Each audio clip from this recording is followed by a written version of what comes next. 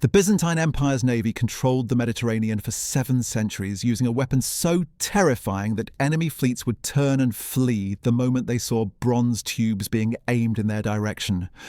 Water made it burn hotter. Attempts to smother it only spread the flames. The secret died with its creators, and to this day we can't fully replicate it. That weapon was Greek fire, and it's just the beginning.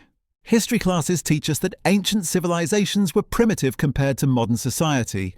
Stone tools, basic metallurgy, simple machines. We imagine a steady march of progress from crude to sophisticated. But scattered across museums and archaeological sites are weapons that shatter this comfortable narrative. Devices so advanced that when we finally understood how they worked, we realized the ancients were doing things we assumed were impossible. Some of these weapons incorporate technology we didn't rediscover for 1,000 years. Others use principles we still can't fully explain. A few required metallurgical knowledge that modern science struggles to duplicate even with contemporary equipment. These aren't myths or exaggerations. They're documented, studied, and in some cases, sitting behind glass in museums, while researchers scratch their heads trying to figure out exactly how people, without electricity or computers, managed to build them.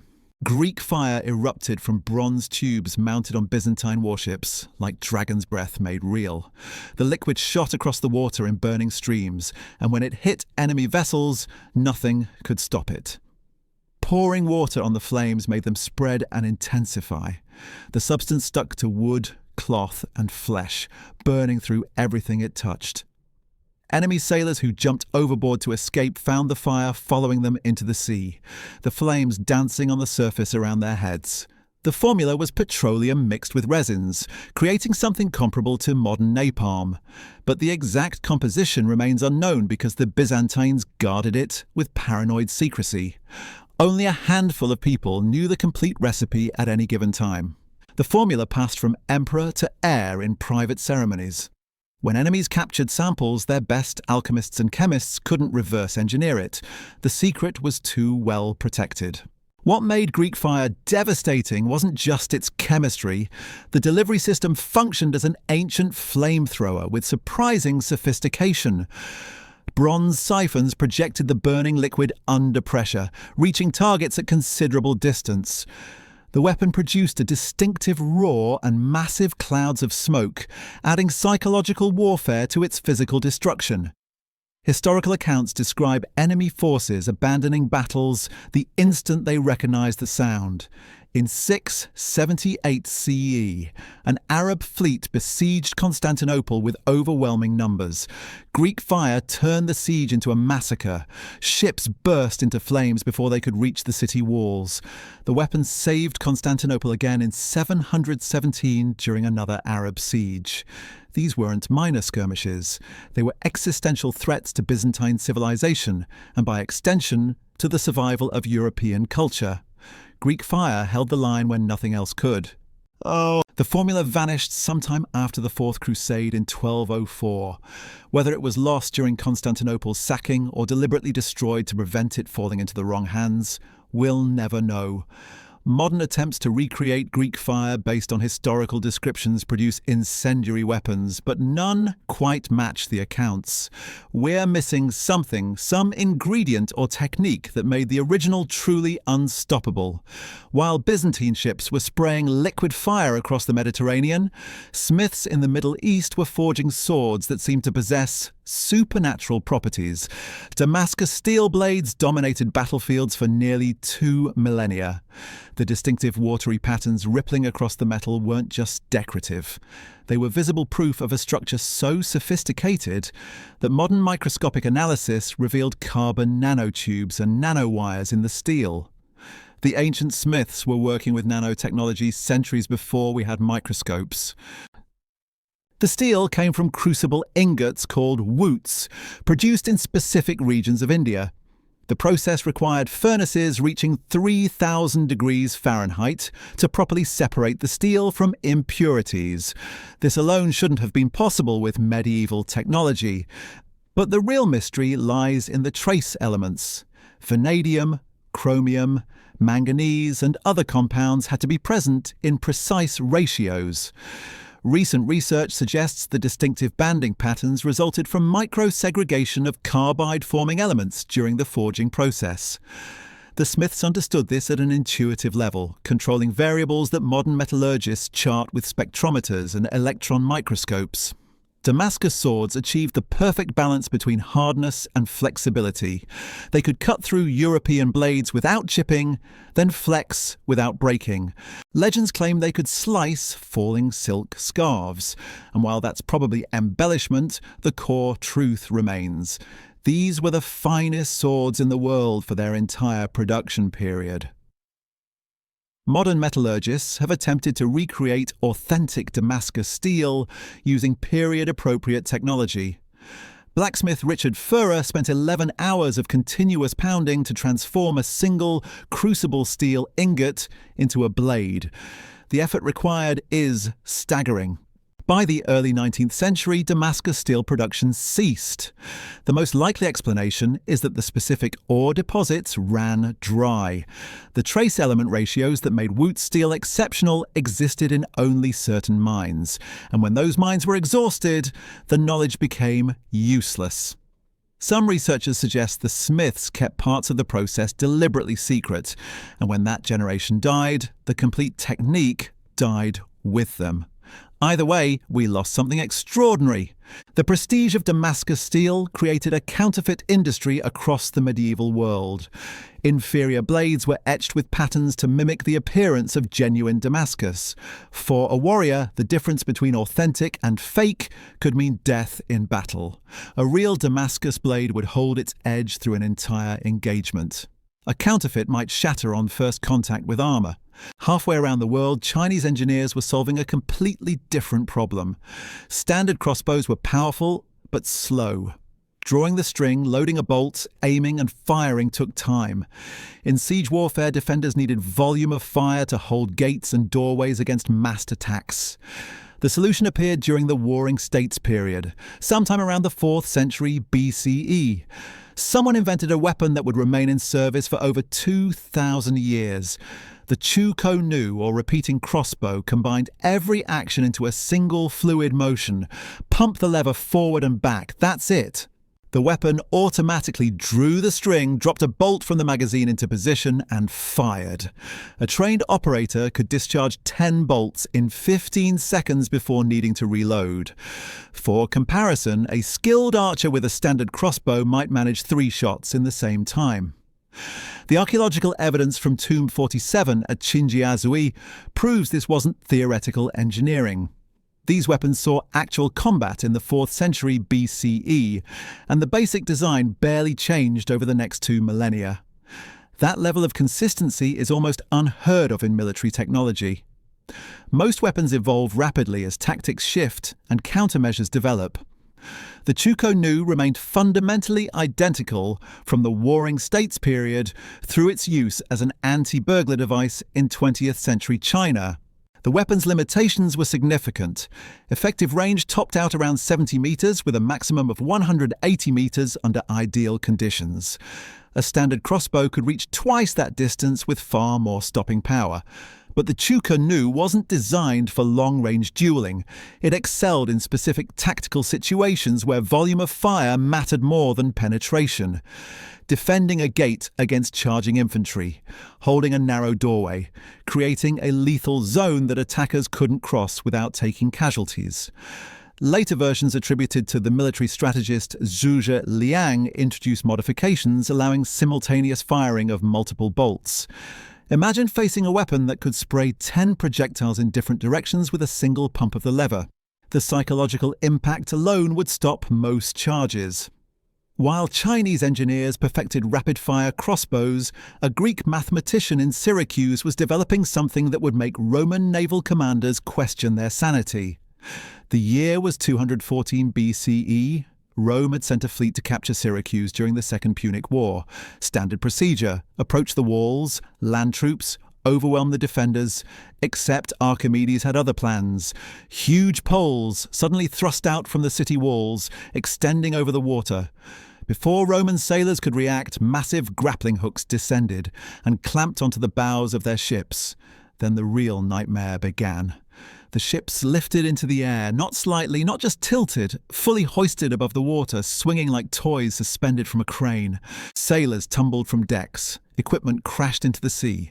Then the mechanism released and Queen Karems, weighing dozens of tons, plummeted onto rocks or slammed back into the water with enough force to shatter their hulls. Ancient accounts describe this as the claw of Archimedes, though some sources call it the iron hand. The weapon exploited principles of mechanical advantage that wouldn't be formally systematized for centuries. Pulleys and levers multiplied force, allowing a relatively small crew operating the mechanism to manipulate warships that should have been immovable. The physics were sound. We know this because modern recreations have validated the concept. In 1999, BBC's Secrets of the Ancients attempted to build a working claw, using only materials and techniques available to Archimedes. 7 days of construction. Then they tested it against a scale model of a Roman warship. The mechanism successfully tipped the vessel enough to sink it. Discovery Channel repeated the experiment in 2005 with similar results. The weapon wasn't mythology, it was physics. But here's what made the claw truly devastating. Roman soldiers began to fear they were fighting gods. Naval warfare in 214 BCE followed predictable patterns. Rams, boarding actions, projectiles. Ships didn't fly through the air. When conventional military logic fails, when your ships are literally being plucked from the water by invisible forces, morale collapses. Roman commanders eventually ordered their fleet to approach Syracuse only at night, hoping darkness would protect them from Archimedes' defensive systems. The siege lasted 2 years. Syracuse eventually fell through betrayal, not military superiority. When Roman soldiers finally entered the city, they had explicit orders to capture Archimedes alive. General Marcus Claudius Marcellus wanted the mathematician who'd humiliated Rome's navy. Instead, a soldier killed him during the chaos of occupation. We lost one of history's greatest engineers to battlefield confusion. Archimedes understood mechanical advantage in ways that modern engineers can chart with equations, but ancient craftsmen could only grasp intuitively. The claw represented sophisticated knowledge of leverage, buoyancy, structural integrity. The same principles that let you lift a car with a jack, scaled up and weaponized. Rome learned from this humiliation. Within decades, they developed their own precision artillery that turned those same engineering principles against their enemies. The Scorpio changed how Romans fought. Instead of viewing artillery as siege equipment for breaking walls, they recognized its potential as anti-personnel weaponry. Think of it as an ancient sniper rifle. The weapon consisted of a ground frame made from 2 beams joined with crossbeams. Spring holes drilled into the sides held ropes that functioned as sinew springs, storing and releasing energy. The construction was sophisticated enough that Vitruvius documented it in detail during the 1st century BCE, and Ammianus Marcellinus described its battlefield use 4 centuries later. This wasn't experimental technology. It was standard Roman military equipment for half a millennium. Scorpiones fired bolts at velocities around 115 miles per hour. Modern reconstructions using period-appropriate materials achieved these speeds, confirming ancient accounts weren't exaggerated. At that velocity, a steel bolt becomes a surgical instrument of death, complete penetration through armored soldiers, bodies pinned to wooden structures, limbs shattered by glancing impacts. The effective range reached 100 meters, far enough that defenders could pick off attackers before they reached walls. What made the Scorpio revolutionary was its efficiency. One operator, one weapon. That's all you needed. Larger siege engines required crews of 10 or 20, limiting how many you could deploy. Roman legions carried approximately 55 to 60 artillery pieces per legion. That's institutional commitment to combined arms warfare. They understood that controlling the battlefield meant dominating at all ranges, from hand-to-hand combat to precision long-range fire. The tactical implications were enormous. Besieging armies couldn't simply mass troops for assault. Scorpions created kill zones where concentrations of soldiers became death traps. Commanders had to adapt, spreading forces, using terrain for cover, accepting higher casualties. The weapon didn't just kill enemies, it forced them to fight differently. But if you think Roman engineering was impressive, wait until you see what Viking smiths achieved with steel that shouldn't have existed. Northern Europe, 9th to 11th centuries, approximately 170 swords have been found bearing the inscription VLFBERHT.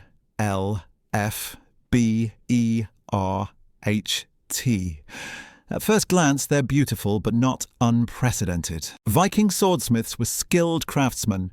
These blades featured distinctive patterns, excellent balance, deadly edges.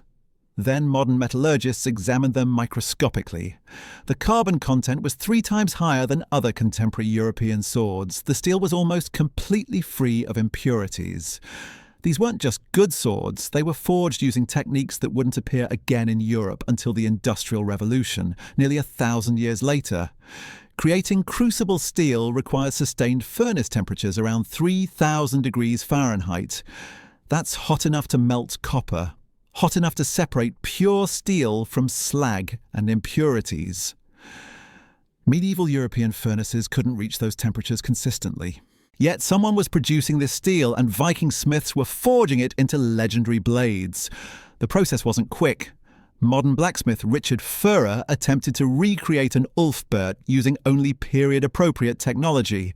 It took him 11 full hours of continuous pounding just to transform a single crucible steel ingot into a blade. 11 hours of brutal physical labor to shape one sword. That's not mass production. That's artisanal craftsmanship, requiring extraordinary skill and endurance. The carbon content measured approximately 0.65%. That specific percentage created the perfect balance between hardness and flexibility. Too little carbon and your blade bends permanently. Too much and it shatters on impact. Medieval European swords typically contained around 0.2% carbon, making them significantly softer. Ulfbert blades could slice through chainmail armor while remaining resistant to breaking. In battle, that difference meant survival. Where did the raw material come from? The source remains contested. Some researchers point to extensive Viking trade routes reaching the Middle East and India through Russian river systems. Vikings weren't just raiders, they were sophisticated traders who established networks stretching from Scandinavia to Constantinople. Crucible steel production flourished in those regions. Perhaps ingots travelled thousands of miles north before being forged into swords bearing the Ulfbert name. The brand became so renowned that counterfeits appeared throughout the Viking world. Inferior copies with lower carbon content, poor steel quality, weapons that would fail their owners at critical moments. Authentication became a matter of life and death. You could examine the inscription, check the pattern, but ultimately you wouldn't know if your Ulfbert was genuine until you needed it in combat. By the 19th century, the formula was completely lost. European metallurgists couldn't explain how medieval smiths achieved this level of purity. Modern analysis revealed something even more surprising. Carbon nanotubes and nanowires. These microscopic structures, discovered by modern science in recent decades, existed in Damascus steel and potentially in Ulfbert blades centuries before we had the technology to see them. The implications are staggering. Ancient and medieval smiths were creating materials with nanostructures without understanding atomic theory, without microscopes, without modern chemistry. They achieved it through empirical knowledge passed down through generations, through careful control of temperature and materials, through techniques that died with their practitioners. But if Viking swords represented the pinnacle of medieval European metallurgy, travel east to see what Chinese engineers achieved with rapid-fire weaponry. The Chuko-nu changed defensive warfare. This repeating crossbow, invented during the Warring States period around the 4th century BCE, combined 3 separate actions into one fluid motion. Spanning the bow, placing the bolt, and shooting all happened through a single pump of the cocking lever. The earliest archaeological evidence was excavated from a tube burial site at Tomb 47 at Qinjiazui in Hubei province. The design remained remarkably consistent for over 2,000 years, making it one of history's longest-lived mechanical weapons. It was still being used in the early 20th century as an anti-burglar device. That's 2,300 years of continuous utility from a single design concept. Trained soldiers could discharge 10 steel bolts in 15 seconds before needing to reload the magazine. Think about that firing rate in the context of medieval warfare. European crossbowmen using standard single-shot crossbows needed 30 seconds or more to reload between shots. Chinese defenders could put 10 bolts downrange in half that time. The weapon had limitations. Effective range topped out around 70 meters, maximum range about 180 meters. That's significantly shorter than powerful single-shot crossbows, which could reach 300 meters or more.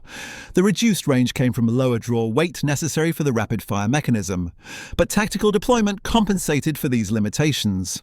The Chu-Kanu excelled in defensive positions, gateways, doorways, narrow passages where attackers had to funnel through predictable kill zones. Defenders didn't need long range when enemies were climbing ladders or breaching gates. They needed volume of fire. The ability to rapidly engage multiple targets in quick succession turned choke points into death traps. Later versions attributed to military strategist Zhuge Liang could fire multiple bolts simultaneously. Imagine facing a wall of defenders, each capable of launching 10 projectiles in the time it took you to load one. The psychological impact matched the physical casualties. Assault tactics had to adapt. You couldn't simply mass troops and charge when defenders could create continuous walls of incoming bolts. The basic mechanical principle was elegant. A rectangular magazine box sat on top of the weapon, holding typically 10 bolts. Pushing the lever forward, cocked the bow and positioned a bolt.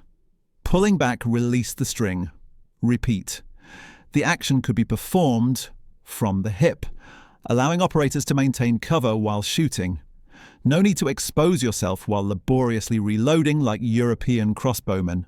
Chinese military engineering during this period was extraordinary.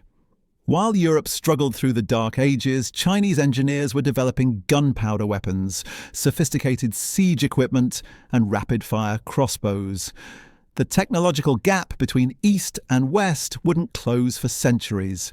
Speaking of gunpowder weapons, China pioneered innovations that modern military forces still use. The Huo Longchu Shui fire dragon issuing from the water functioned as an ancient multi-stage rocket launcher. These weapons could climb hundreds of feet into the air before descending on enemy positions. Once the main booster depleted, secondary rockets automatically ignited, sending a flaming barrage down on soldiers below. This was 14th century technology, automated staging mechanisms, sequential propulsion, explosive payloads. The design principles underlying modern rocketry existed 600 years ago in Chinese arsenals. The psychological impact on medieval armies must have been overwhelming. Imagine facing explosive projectiles raining from the sky when your most advanced weapon is a trebuchet. But the Chinese didn't stop at aerial bombardment. They developed landmines with triggering mechanisms that wouldn't appear in Western arsenals for centuries. By the 13th century, sophisticated devices called self-trespassing mines used mechanical triggers resembling clockwork mechanisms. Concealed boards beneath the Earth's surface activated gears and weights when stepped on, striking flint to ignite fuses. One particularly devious variant was the underground sky-soaring thunder, a slow-burning flame in a buried bowl connected to a network of fuses. The trigger, disturbing seemingly abandoned weapons, or grotesquely soldiers stopping to relieve themselves. The engineering demonstrated advanced understanding of mechanical systems, pyrotechnics, and psychological warfare. Naval versions existed too, underwater mines with elaborate fusing systems, some featuring remote detonation capabilities operated by pulling cords from shore. The sophistication rivals 19th century explosive devices. These weapons allowed smaller defensive forces to create effective area denial against numerically superior attackers. Terrain became weaponized. Every step forward became potentially fatal. The strategic implications transformed warfare. Attacking armies couldn't simply advance. They needed mine-clearing procedures, expendable troops to trigger devices, alternate routes around suspected minefields. Defensive warfare gained enormous advantages through technology that made the Earth itself an enemy. The technological sophistication wasn't limited to land warfare. Ancient naval combat saw innovations equally terrifying. Greek fire dominated Mediterranean waters for 7 centuries, an incendiary weapon so devastating that its formula became the Byzantine Empire's most closely guarded secret. Based on petroleum mixed with resins, comparable to modern napalm, it possessed one horrifying characteristic. Water couldn't extinguish it. It burned especially well on water. Deployed through bronze tubes mounted on warships, essentially ancient flamethrowers, Greek fire could project flames at enemy vessels from safe distances. The psychological impact matched its physical destruction. Historical accounts describe how it produced thunderous roars and thick smoke. Enemies often fled at mere sight of it. The weapon proved decisive during Arab sieges of Constantinople in 678 and 717 to 718 CE. Those victories arguably preserved Byzantine civilization and, by extension, Western European culture from Islamic conquest during critical historical moments. The formula died with the empire. Only select individuals knew the complete recipe, passed from Byzantine emperors to their heirs. When enemies captured samples, replication proved impossible. Modern chemists can approximate the composition, but the exact proportions and preparation methods remain lost. Some secrets stay buried. While Byzantines controlled seas with fire, elsewhere metallurgists achieved miracles with steel. Damascus swords dominated battlefields across the Middle East for nearly 2 millennia. These weren't ordinary weapons. The distinctive watery patterns across their blades marked them as something extraordinary. Modern microscopic analysis revealed why.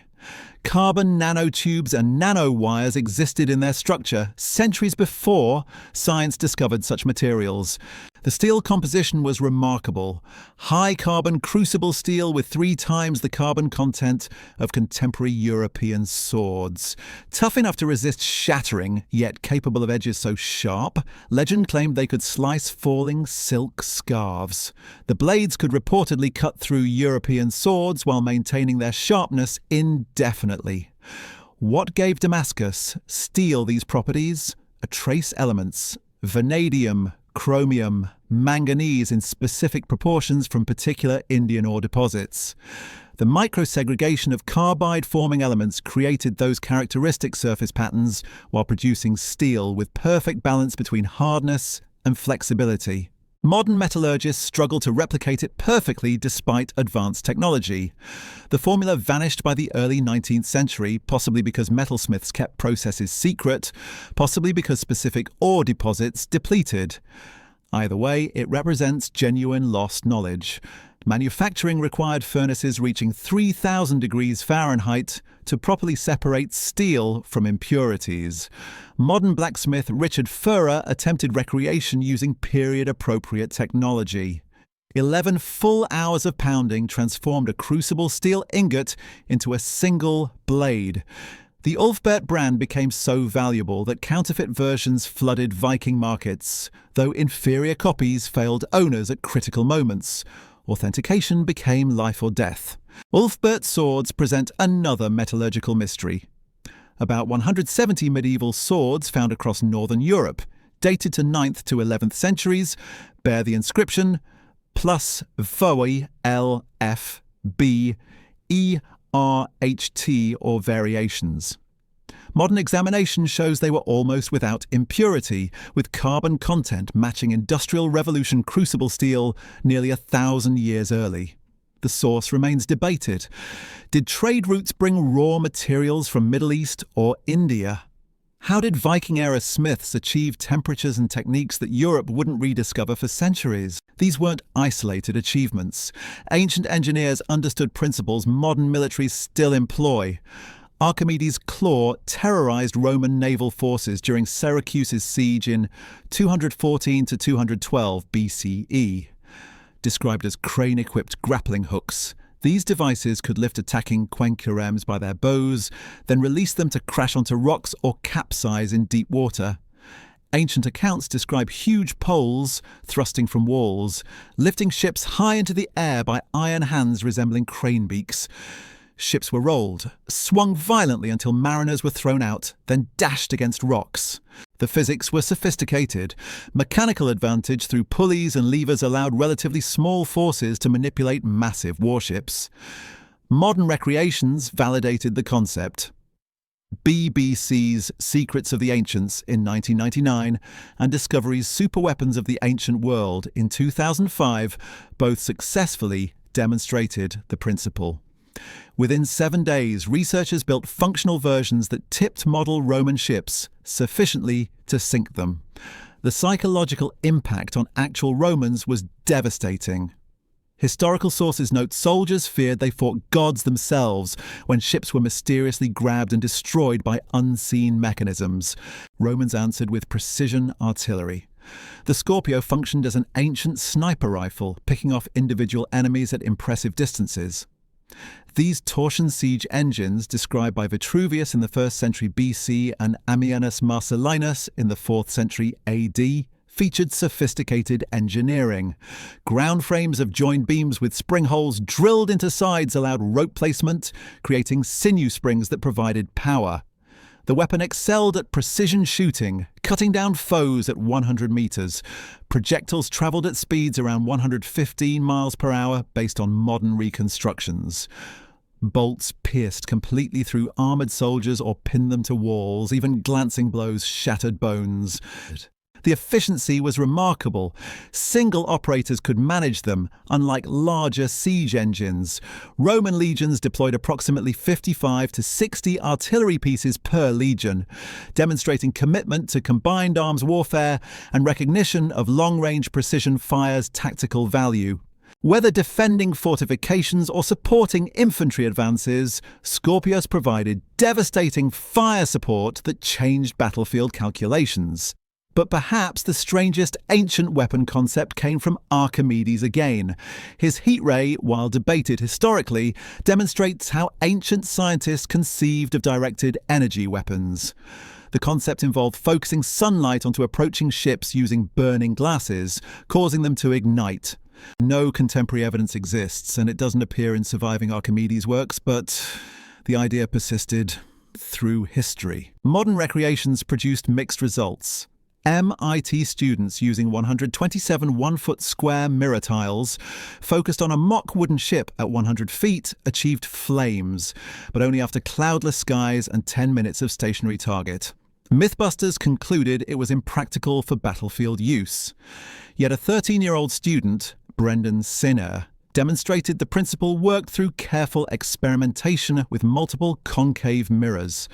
Whether actually deployed or not, the conception shows sophisticated understanding of optics and solar energy concentration, remarkably advanced for the 3rd century BCE. Ancient scientists were thinking about energy manipulation and directed energy in ways modern militaries continue exploring with lasers and microwaves. These weapons share common threads. They represented cutting-edge technology that pushed boundaries of what seemed possible. They required specialized knowledge often lost when civilizations fell. They demonstrated that ancient peoples weren't primitive. They were innovators solving complex problems with available materials and understanding principles we consider modern. The technological gap between ancient and medieval periods wasn't as vast as commonly believed. Sometimes it reversed entirely. Greek fire's formula remains unknown. Damascus steel can't be perfectly replicated. Chinese landmines predated European equivalents by centuries. These weren't flukes. They were products of sophisticated scientific understanding and engineering capability that challenges assumptions about linear technological progress. Innovation isn't exclusive to modernity. It's been happening since humans first picked up tools and wondered how to make them better. The pattern becomes clear when you step back and look at what these weapons represent. They're proof that human ingenuity doesn't follow the neat timeline we've constructed in textbooks. Progress isn't always linear. Knowledge gets lost. Entire industries collapse when key resources disappear, or when the people who understand them die without passing on complete information. Greek fire's formula vanished because secrecy was paramount. Damascus steel production ended when specific ore deposits ran dry, or when trade routes shifted. The Ulfbert manufacturing process disappeared with the smiths who practiced it. Chinese innovations like repeating crossbows and landmines existed centuries before Western equivalents. Yet we frame the story as if technology always flowed west to east. What's fascinating isn't just that these weapons existed, it's that modern engineers, with all our advantages, struggle to recreate them using period-appropriate materials and methods. We can approximate Greek fire but can't match its exact properties. We can forge steel that looks like Damascus but lacks its precise nanostructure. We understand the physics behind Archimedes' claw but marvel that ancient craftsmen achieved it with bronze and rope. These weapons force uncomfortable questions about what else we've lost. How many other innovations existed that left no archaeological trace? What other formulas and techniques died with their practitioners? The ancient world wasn't a primitive prelude to modern civilization. It was sophisticated in ways we're still discovering, and sometimes in ways we'll never fully recover.